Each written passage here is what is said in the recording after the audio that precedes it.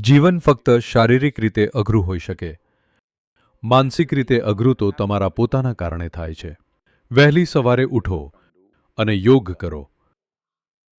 મન પૂછશે, એ મૂર્ખ, તું કેમ જાગી ગયો? બધા સૂતા છે.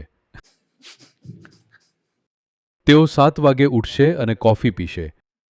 તું આ શું કરે છે? તો શારીરિક મહેનતમાં થોડી પીડા થઈ શકે છે,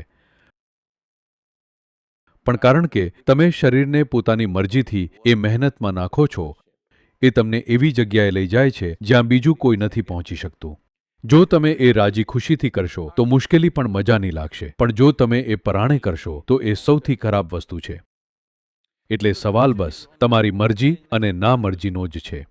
કોઈ પોતાની મરજીથી કરે છે તો કોઈને લાગે છે કે તેમને પરાણે કરવું પડે છે. બસ આટલો જ ફરક છે.